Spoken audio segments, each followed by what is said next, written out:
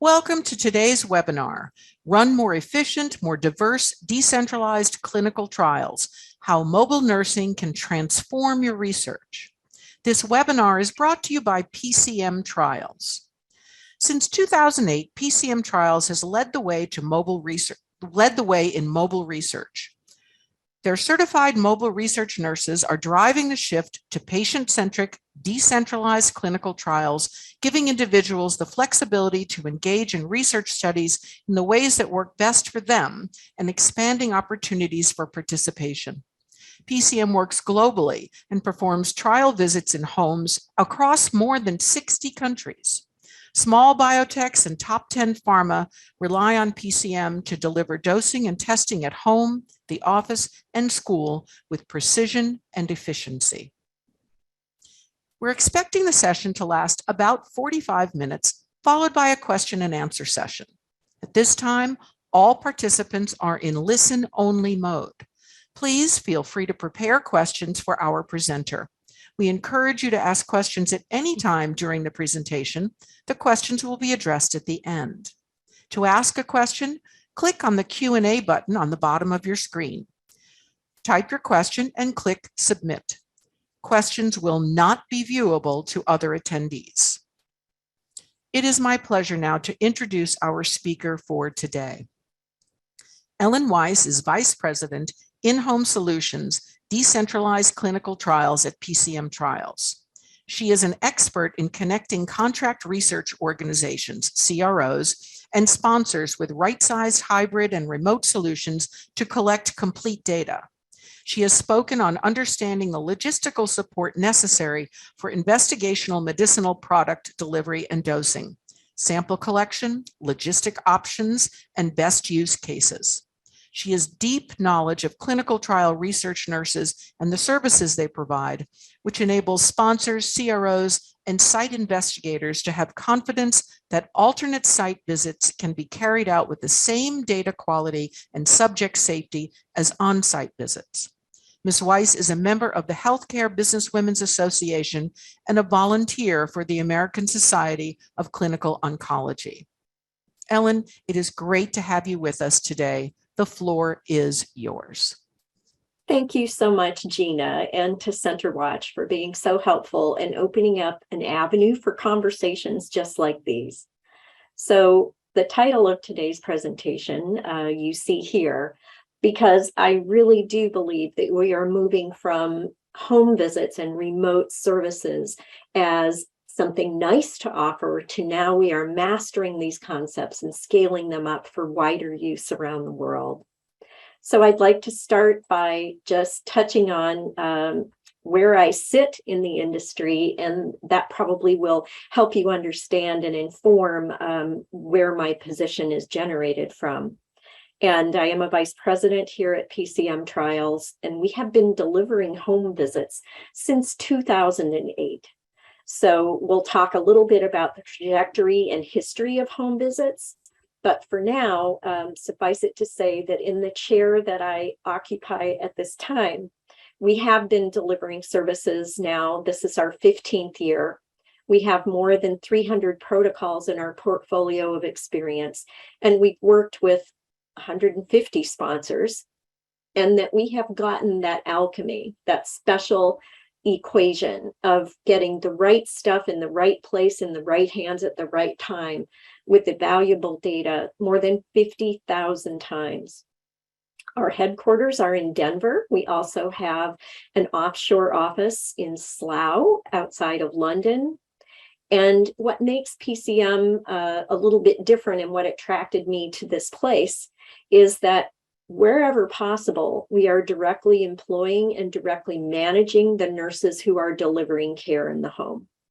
And I'll touch on why I believe that is such an important feature, because it does bring so very many benefits to not only our CRO and sponsor customers, but to the patients that we are delivering care to in the home. So for today, what I'd like to touch on are these discussion topics that since the first remote took place, and that again was in 2003, so much has been learned And so much has changed. In fact, probably our biggest attribute is that we are responsive to the needs and meet them, and therefore we change. That is true for us as an industry and certainly as a company. So to begin, let's review the evolution of this very practical tool that sponsors have used to accelerate their clinical trials and focus a bit on today's best practices. But if you're going to understand DCTs in 2023, I think it's helpful to understand how they evolved and the pace at which that evolution took place. So the very first home visit took place in the fall of 2003 in a hemophilia study. And everyone was rejoicing at that point in time that hemophilia patients had evolved their standard of care had evolved to the point that they were making it to adulthood and thriving in young adulthood. So a population that a major sponsor wanted to study in more detail because, well, who better than the fittest, strongest, and more importantly, over 18 subjects that they were considering putting on to a new regimen. And in order to make that cutover from their existing and quite successful regimens, albeit a little bit inconvenient because it was a 3 to 4 week times a week infusion, to a product that was much better and was moving to perhaps 2 infusions a week, certainly worth a look. But in order for that to be done safely, these subjects who were all enrolled in college would have to give up either their Christmas vacation or their spring break, term breaks, in order to go inpatient, which was how the research was conducted at that time. So these young gentlemen were not willing to give up their holiday breaks in order to be inpatient at some research site for round-the-clock PK/PDs. They said, find a better way. And the sponsor, an expansive team, thought outside the box literally and said, well, what would it take in order for these patients to have their PK/PD sampling done in the dorm room? That's where they were going to be. So between May and all the way to December, you can imagine the amount of work that was generated by the sponsor, CRO, and their interactions with IRBs and medical monitors of every stripe in order to make that possible. So 2003 is a very pivotal and important year because here in clinical research, it really was the first attempt to secure data someplace other than the traditional site. So this visit occurs in late in the year of 2003. And from 2004 through 2006, you see a very gradual uptake and a little bit of traction.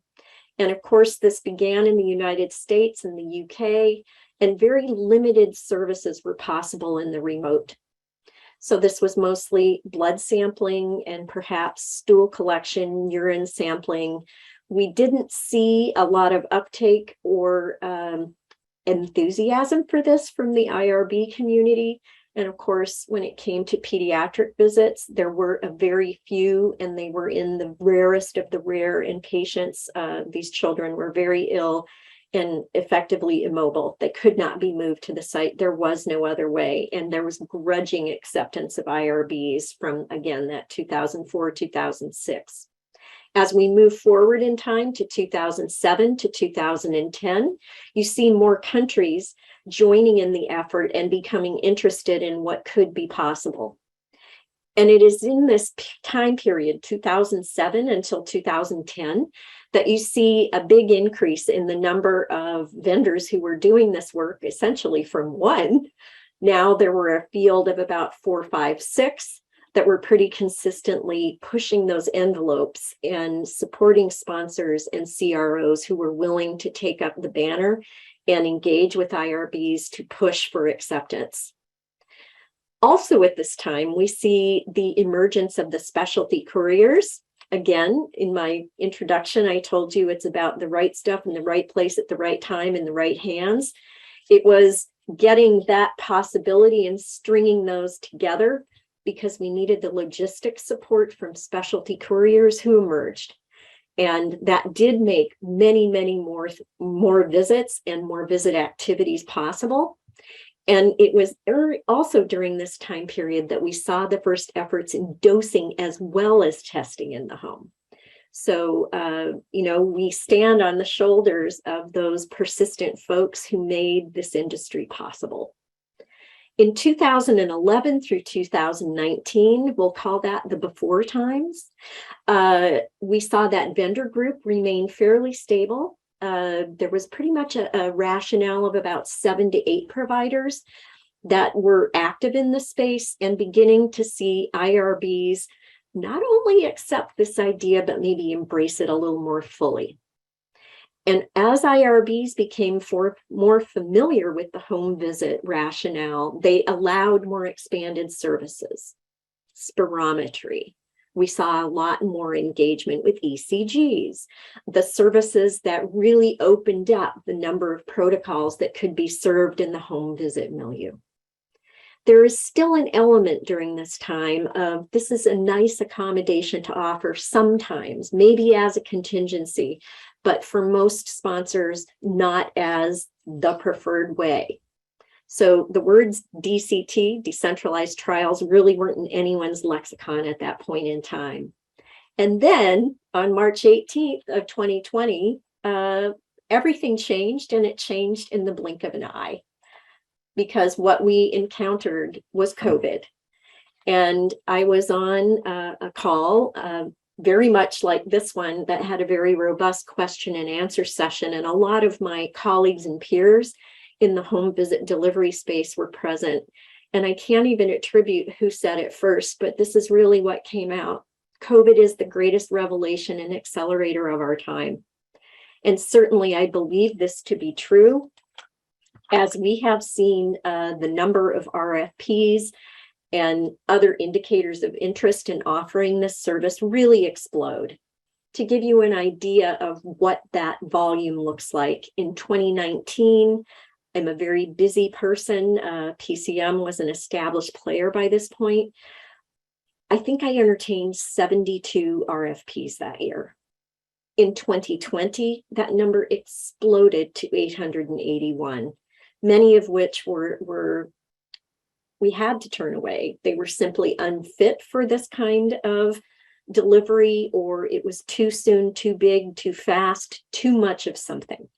And we were able to take on a great deal of work, and ourselves, just like every other colleague in our industry, had to scale up, and they had to scale up quickly. So as we look back now, it's just about 3 years, we're 34 months into this emergency. What did COVID teach us, and what did COVID confirm?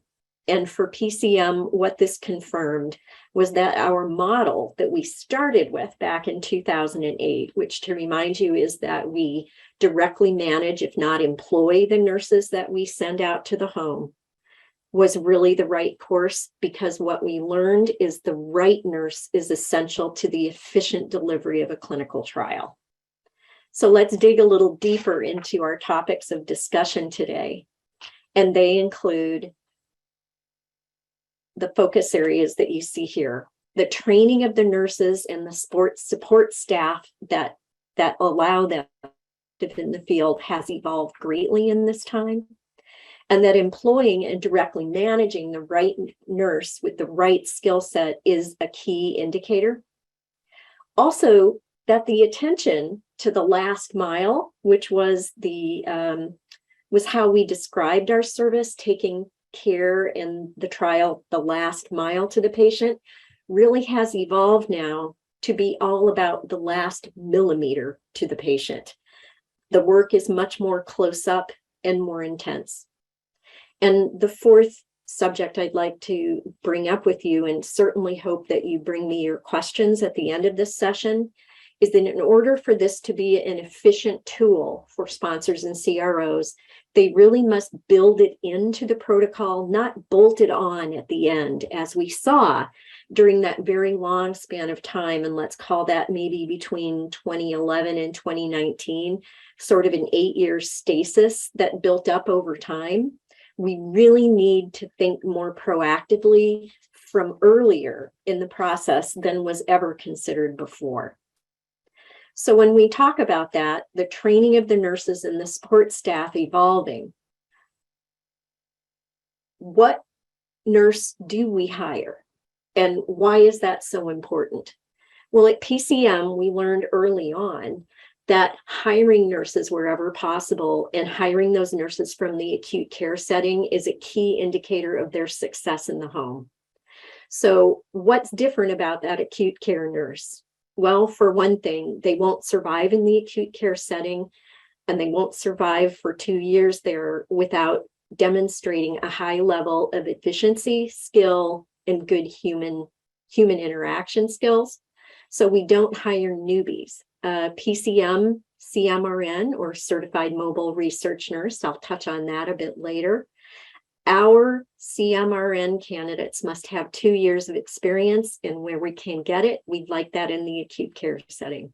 It's a good indicator of kitchen table success. So we don't hire LPNs, LVNs. We are looking for a minimum of RN or other advanced degree nurses. And again, that ED and ICU experience is preferred. So the image here is what's happening at the kitchen table.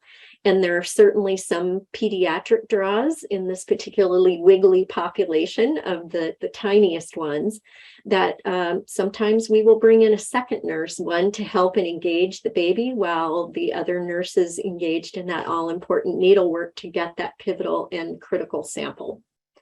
But other experience that these nurses bring from the emergency department and the ICU are that they deal with all comers, and they deal with all comers at the pace at which they arrive. It can be chaotic in the emergency room. And if you think for 1 minute that a typical home isn't also a center for chaos, you certainly could look more deeply into that situation. We never know until we walk through that front door. There might be a half dozen small children running around, almost always pets, maybe free ranging around that home. Indeed, that's one of our bigger concerns is not needle sticks or an error of some kind. Our biggest concern is often dog bites in the home. When you think about it, your loyal companion might zip out from under the couch if mom yelps or says, ouch. So that ED and ICU experienced nurse is often take charge, quite independent, and very facile in the number of pieces of equipment that we're bringing into the home. If anyone on the call has spent any time at all in an emergency room or in an ICU, you will notice the forest of electronics, the amount of software, the number of keyboards in that room. These nurses are very facile at multitasking, and they have to have that high degree of compassion and just a little bit of take charge sort of attitude, because this is, after all, a clinical research activity. So at PCM, that's been our model. And during the pandemic, it really paid off because these nurses were looking for some meaningful work. And what's more meaningful than research, especially when we talk about research in rare, orphan, or any of the other conditions that really require effort and inconvenience from patients and their families. Nurses enjoy doing this work. So how do we know that you're getting the best possible nurse for your research activity? Well, we're testing them for one thing. So when a nurse comes into PCM, we are running them through not only a GCP boot camp, but our own learned experiences and best practices from 15 years and 50,000 successful goes at this activity. We're, of course, looking for terrific phlebotomy skills. Recent and frequent is best. We're also seeing that many of these nurses come to us with demonstrable trial-specific skills. And we'd like those skills to be fresh, certainly within the last 24 months. We are also performing the background checks and debarment checks so that these are nurses who are qualified and ready to serve. And we review these credentials every other year. And we ask them for refreshed resumes, CVs, and for them to sign them, of course, under GCP. So we're operating with efficiency because the hands that we're sending into the home are prepared to do just that, to be confident and to be efficient. It doesn't happen by accident. This is not the sort of skill set you can go out and casually subcontract. We've learned. So what is it that we're training these nurses on specifically? Of course, they're receiving GCP training, and that is renewed every other year. And it's quite astonishing for many, many years, because I too undergo that training. It was really static for a long time. And in this most recent time period, we're seeing that GCP is evolving with us into DCT, that we're seeing, more subtle changes, but it's nice to see that GCP is evolving, still stringent, but it's evolving with times. And here in the United States, where nurses can and do handle dry ice, of course, IATA is required training as well, because it's all about getting that sample to the lab in a valuable condition and doing it safely for our nurse, for the courier, and of course, for the patient in the home. And centrifuges for processing all of our specimen types. We use very powerful, very small centrifuges, but we do train up the nurse on their use, storage, and how to move them safely. Also, there are study-specific trainings that occur, and these are protocol-specific because we need the nurse to understand this patient, their journey, this IMP, if any is involved, but also the goals and aims of this trial. If it doesn't all fit together, how is that nurse going to be successful? Things like blinding and unblinding, this is also possible in the home visit, but again, requires some special training and attention. We also share with nurses, again, those best practices gleaned from 50,000 successful outings. There's no one better to train that nurse on those special activities and those key learnings than, of course, other nurses who inform our training.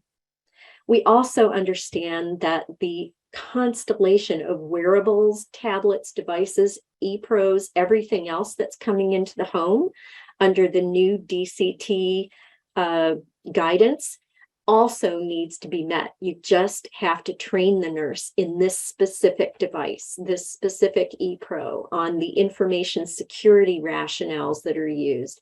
There's a lot of security around the sending and scanning of emails and such. And here at PCM, that is an entire department that is looking at what is needed and how to best work with our training experts to ensure the nurses are confident in their use of these new technologies. It doesn't come together by accident, and it's by no means intuitive.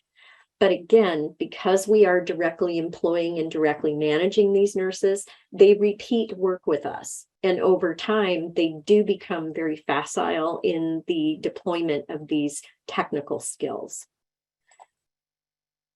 So other things that we find it's important to train on include policies and practices for operating at the kitchen table. It is often in vulnerable populations, and we are in the most intimate of spaces, the home. We are also, again, hitting hard on that comprehensive security and privacy procedures. As that increases in complexity, we do meet those needs. So to sum it up, the nurse that's going into the home is super important. That CMRN, or Certified Mobile Research Nurse, that's our internal designation. We are preparing them to be confidently and efficiently moving through your visit activities. They're trained specifically to protocol. We're renewing this training in the basics every other year, and they fully understand their role within the trial. So we believe that good training, and by the way, this culminates in a written exam, and it's quite comprehensive and it's pretty tough. It's not something a nurse off the street or that home visit nurse that you might be used to sending out into the field with another vendor. This is probably not the rigor that they're used to being subjected to and achieving. but we know it makes a difference. So how are we supporting nurses? Certainly, this has become more important as we've seen strikes and stoppages, an important and quite meaningful large one in the UK and even in New York City in the last month. So we know that nurses like to have things assured, and each of our nurses is backed up in this visit activity by a project team, including coordinators and a project manager.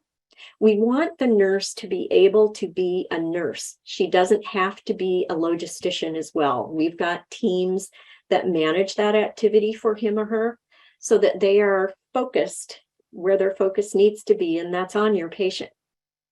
These dedicated teams also manage the supplies and the shipping logistics. And support staff from PCM are available to these nurses during any of their active visit times, and that's every day of the year. And speaking of every day of the year, visits in 2022 happened on Thanksgiving Day. They happened on Christmas Day. They happened on New Year's Eve and into this year on New Year's Day. Windows are windows and they must be met. So even though sites were not available for these visits, PCM was on duty. So why is it that we hire versus contract out? I think I've touched on this several times already in this first 25 minutes or so. We believe that this offers control over the quality of the visit and the quality of the hands performing the visit. We also believe that consistency of the training we offer with our specialized teams does allow for a more efficient delivery of these services. And that by really examining the work that we do and listening carefully to our customers through pretty exhaustive surveys, that we can continuously improve by applying lessons from the past, distant and recent, and applying it to our current studies and certainly to applying them to future ones. We also know that because we are a privately held organization, we aren't beholden to outside VC funders. We aren't part of a massive CRO where change or a decision feedback loop or an escalation loop is massive and requires an org chart. That because we have fewer administrative layers here, we can more efficiently respond when a course correction is needed. And certainly we've seen that as the pace of DCT change accelerates. So let's just talk about, we know a little bit more about the nurse that is performing these services. Why don't we touch on what it is that we're doing in the home these days? Because it has evolved over time. Again, to remind you, in the beginning, this was just simple dosing, or I'm sorry, simple sampling. And then it evolved to dosing and sampling. And now it's dosing, sampling, and so much more. This is ECG, spirometry, whatever might be able to be brought into the home, these nurses are managing it. But our bread and butter remains dosing. And this is by infusion, injection, oral, topical, inhalant. However that IMP is moving into the body, we are able to manage it, as well as sampling, which has evolved over time to more and more complex assays. I think in my recent memory, the most complex visit activity that we saw demanded 17 vials of blood. That's a big change from the simple work that we did in years past. It's not recommended, and certainly this was not in a pediatric population. So lots and lots of conversation happened about how we were going to manage this, and was the patient population and our nurse up to the task. And then, of course, the logistics requirements to move all of those samples. I believe there were 4 central labs involved as well as a site lab. So we can manage a lot of complexity in that specimen collection. We are also seeing more and more point of care testing as DCT measures evolve. Certainly the micro sampling devices, we've seen those, works very well in concert. We've seen a lot of ALT testing that needs to happen, maybe ahead of a dosing regimen that we're planning that day in the home. We are also seeing a deeper understanding of what is possible on the assessing subjects. What we are seeing is that more and more sponsors have had to be accommodating of assessments of a more complex nature because of COVID, when site visits were ruled out or even precluded by lockdown. But as we emerge from the pandemic, we're seeing that more and more sponsors are building in that activity that allows a nurse who cannot examine but can assess to go a little bit further. Also, we are seeing an array of wearables and other technology that you're sending home. It used to be just an ePro, but now we see wearables, sleep sensors, cameras, whatever it may be. Rest assured, PCM has a great deal of experience in this, as most of my colleagues do as well. We're also conducting surveys and questionnaires, and of course, it's all about the source document. So there is a lot more possible in the home. And we went from small scale contingent only sort of uptake in going back to the 2000s. And now that we're at 2023, the conversation has changed again. And I know from taking a peek at who is on our attendee list today that many of you are in this business, or you are very curious about it and maybe have a limited exposure. So we are moving beyond that conversation about going the last mile, and now it's all about the last millimeter. We are seeing a massive interest by retail and mass market merchants who are entering our space.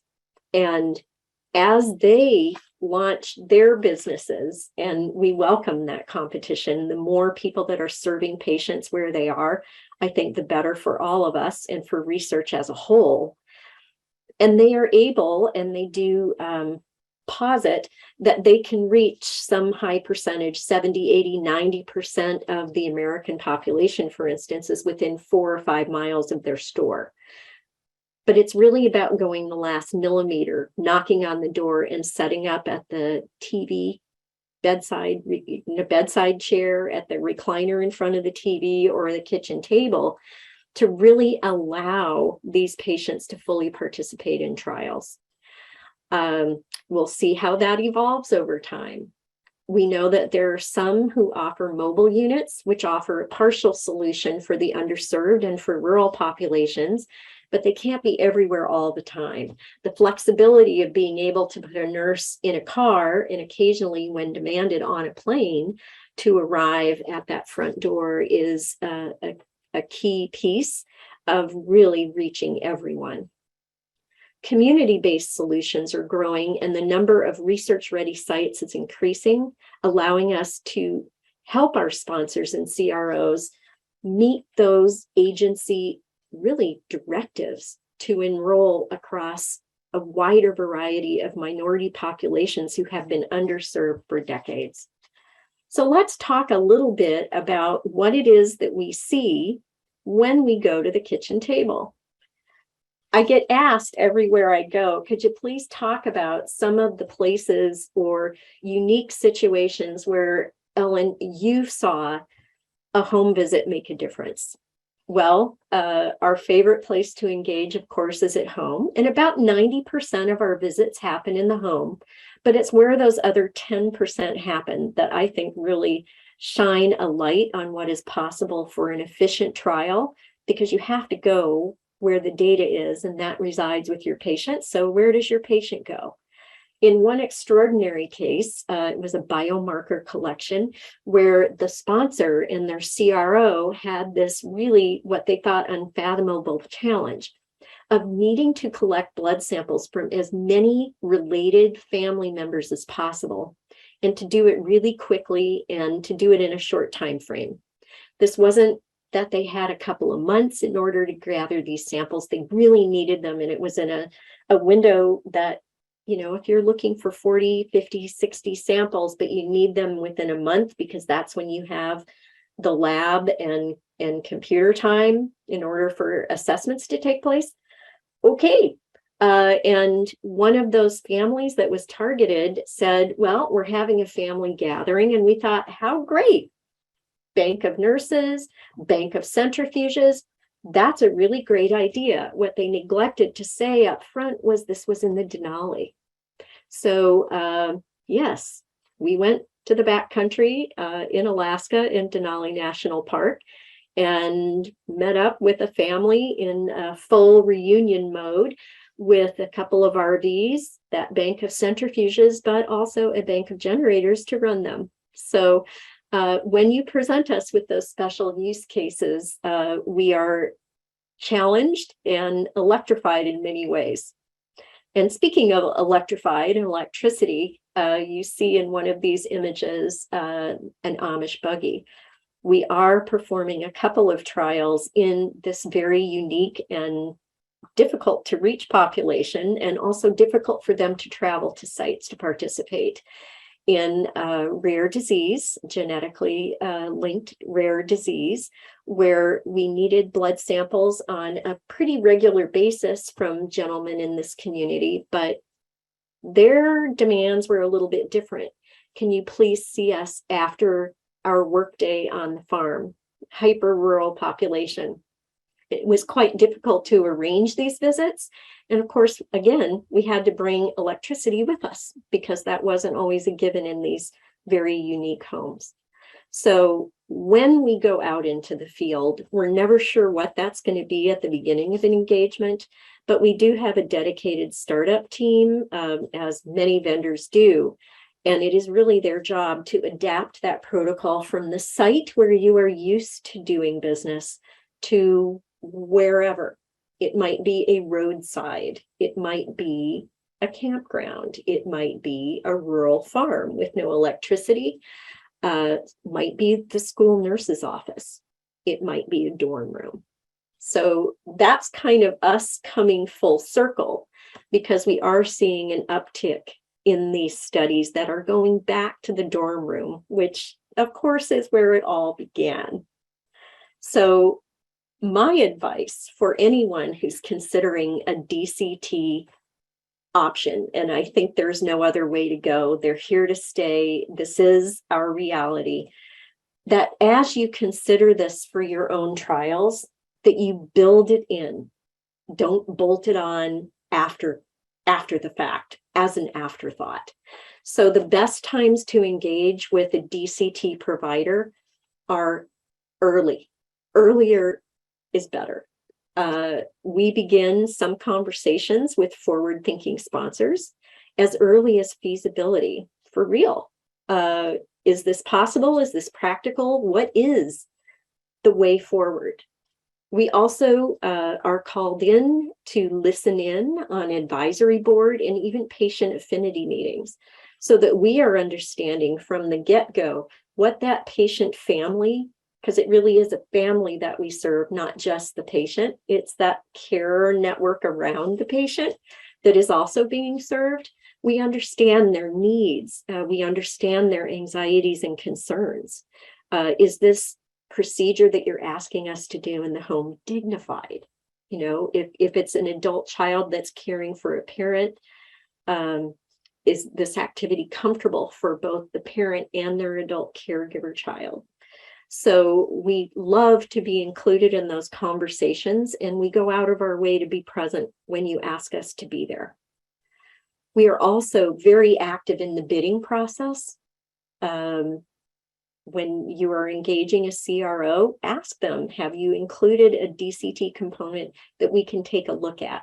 What are the thoughts about how this might play out in execution? Rescue is no one's favorite flavor, but sometimes you have a trial that is simply not enrolling as you expected, or you encounter an unanticipated bulkiness from the patients to travel, or something like COVID emerges. Knock wood, we never go there again. But I will say this, the studies we were able to rescue in the pandemic time were because sponsors had already given it a trial run in the before times.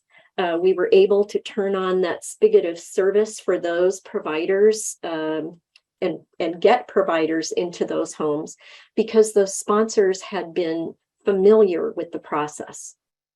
And of course, please engage with us anytime you have a question. It's never too early. Every conversation is worthwhile. And ask yourself, as you're looking at your own protocol or putting pen to paper and beginning the generation of that protocol, do home visits make sense for my trial? Because there are some, well, just consider this a really short checklist for when it's a good idea to maybe get on the phone with someone like myself. Are your endpoints derived with a heavy PK/PD schedule that a patient might balk at? Is there an expectation of dose escalations in your protocol for which you're going to need those multiple check-ins? And are you expecting your patient to travel to sites, and what is the appetite for that and the probability that they will be comfortable doing it? And what is the profile of your intent to treat pool? If your trial is going to demand multiple age groups, both genders, as well as some minority representation, make a plan from the beginning that some of those patients' populations might need the extra support of a nurse coming into the home. And is your trial competing with others in the same therapeutic area or indication for the best participants? By offering a home visit option, you might get the fittest, most generally robust patient, apart from their illness that is being trialed, to say, I'll move from maybe to yes because you're coming to me. And are your sites concerned about future waves of disruption, be it pandemic, weather, economic conditions, shortage of staff? Probably this is my biggest point to share with you, is that we are hearing from sites everywhere that they are having challenges being staffed. So if we can help that site maintain 9 to 5 Monday through Friday business hours to retain their valuable and treasured staff, and a home visit handles the before hours, after hours sorts of questions, then maybe, just maybe, a home visit is a really good idea. It may relieve some of that staffing pressure we are all experiencing. And lastly, please don't hesitate. Let's talk about your trial. And Gina, with that, I will open it up for questions. Well, Thank you very much, Ellen. If you have not yet submitted questions, now is your chance to do so. Remember, this portion of the webinar is also being recorded. To ask a question, click on that Q&A button on the bottom of your window, type your question and click submit. We'll get to as many of the questions as we can in the remaining time. So here is the first question. How do you handle delegation of authority by the PIs in this decentralized setting? Well, thank you. That's a great question. And from the very beginning, 20 years ago now, that is still probably the most frequent question I am asked. And in the way that we operate, our nurse signs the delegation of authority log, and so works under the direction of that PI. A best practice I can offer that is recent and is born out of real world experience is that when you engage with a home visit provider, please build in a meet and greet visit between the nurse and that PI. We find that the PI is provided with, of course, their GCP. I add a certification that that's checked off. The debarment, that we've checked their license is current and good to go, but also their signed and dated CV, the most recent one, so that PI, often they look and they are quite impressed by the amount of real world experience in the acute care setting. And also, conversation is the biggest dissolver of obstacles that I can advise. Okay, next question. Can you touch upon engagement with sponsors related to the contract and perceived obstacles? Any pushback from sites, PIs, in not having total oversight? Of course. And this kind of sidecars with the last conversation. It's, again, that meet and greet visit is a real icebreaker between the two of them. Of course, our project team reaches back to the site to say a visit is scheduled. You know, sites are aware of what is happening and who is moving and when. And of course, we work to very quickly move that visit activity, the source, back to the site as quickly as possible. So they're not out of the loop. Okay. Are most of your research nurses full-time or part-time, local or regionally, nationally structured? Our PCM nurses really fall into two categories. We have our US nurses that are straight up W-2 employees, a couple of them full-time around selected metro areas like San Francisco, New York, LA, because there are so many visits. But most of our nurses are PRN with us, which another word for part-time, and they do maintain their acute care full-time gig, and we are not exactly a side gig because there's a little bit more around that, but they are W-2 relationships. Outside of the United States, in most geographies, we do rely on trusted partners, but there are a number of Western European countries and the UK where we directly manage these nurses as closely as is possible under their geographic rules and laws. Okay. Next question is a logistics question. Ooh. What are the logistics of pharmacy dispensing under this type of model? For example, under a traditional model, a subject would present to the site for his or her randomization visit, but would have to meet all inclusion-exclusion criteria before being randomized via either a telephone or web-based computer program. Would the mobile nurse take the entire supply of IND to the home to dispense the appropriate medication? You know, most of these patients are consented before we're called in to see them, for a first example. And since we are not, we do rely on the sites to do that consenting, because who knows better? Their patient, and of course, who knows better than the PI about their patient's fitness to serve in that trial. And we do not take the entire supply of IMP typically to the home to dispense. We can move it a variety of ways. There are many logistical models, and truly each of these studies is a little bit like a snowflake because no two are exactly alike. But verbally, I will share with you that here are some common mechanisms. Let me organize my thoughts here. So the patient can carry home IMP from the site if they're seen at the site. The patient can ship direct, or the site can ship directly to the patient if that is possible and warranted. Or our nurse can meet a specialty courier who has IMP dispensed either from the site or from a central pharmacy, and using proper GCP and other strictures to be the qualified receiver of that medication and to place it in the home. There are some more complex strategies. For instance, if the site does ship or send IMP to the home all at once for that patient, but they of course want to control the patient's intake of that IMP, we have seen constructions where it arrives in a lockbox that only the nurse has a combination to open. So those are some of the strategies, but you know, when we take a look at a protocol, we can work through what is going to be needed in each case, and often they are built to suit. I hope that answers your question. Okay.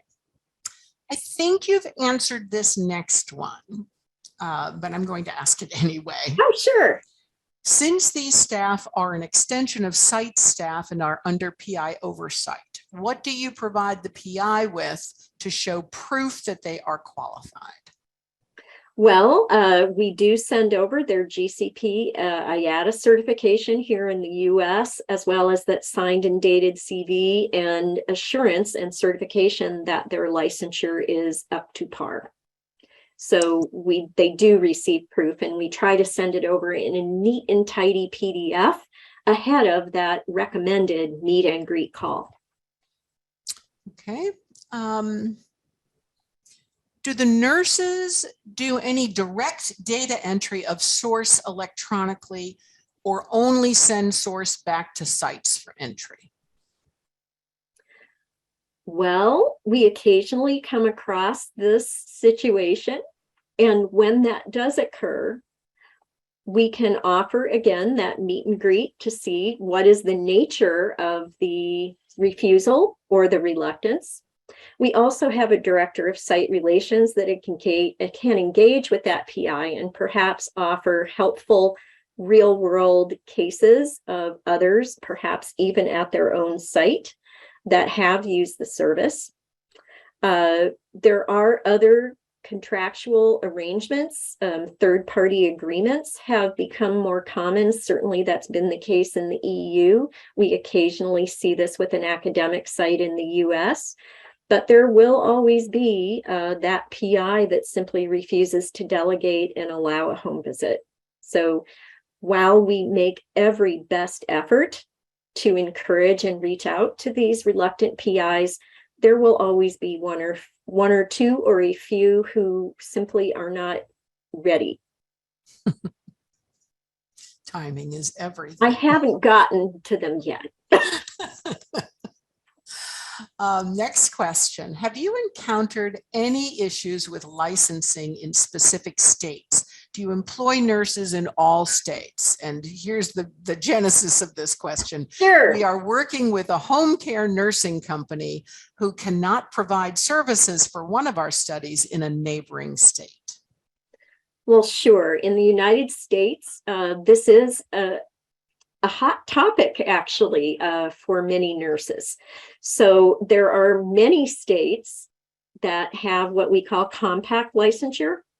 If you imagine a map of the United States, and let's say you're flying from Boston to San Francisco, which I do shockingly frequently in my work life, as you fly across the United States, there is that very large swath, and in the compact licensure world, it's about 17 states that for the most part are quite rural, sparsely populated, great distances between the cities.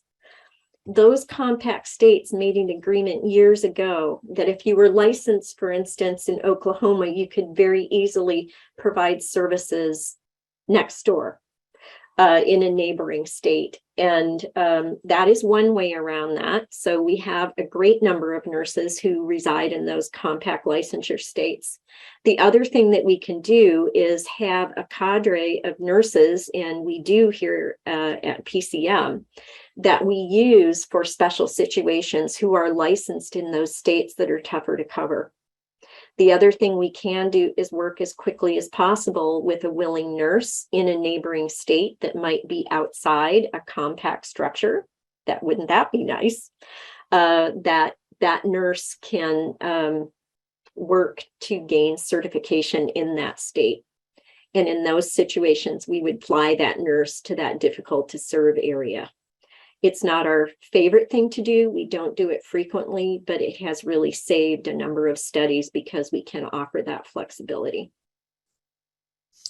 So this next question, you've addressed it, but maybe you have a story. I don't know. Have you had PIs refuse to put your nurses on their delegation of authority? How did you handle that? Well, we take a very personal approach to that. The first thing I would do is look to my internal teams who are wonderful and quite supportive and say, okay, we have a PI and perhaps it's at shall remain unnamed academic research site who is saying no and they're refusing to delegate. Have we served other studies at this site? And then maybe get on the phone with that PI and say, Dr. X, you may or may not be aware that some of your colleagues at your institution have been using home visits and they've been using them for 6 or 7 years. Would a conversation be helpful?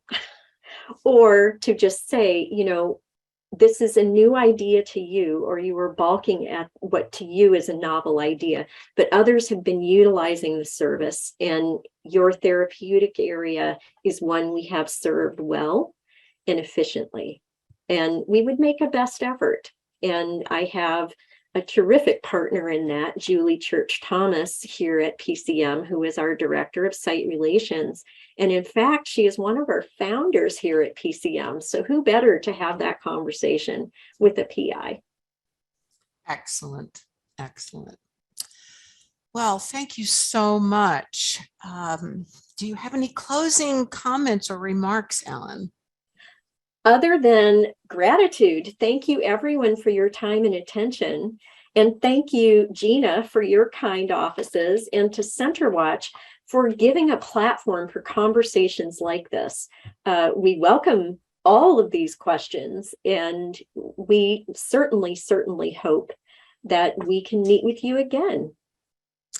Well, thank you again. On behalf of CenterWatch and PCM Trials, I would like to thank our attendees for joining us today. Please be sure to fill out the survey when this webinar concludes. Your feedback is very important to us. And this now concludes today's event. I hope you join us again in the future.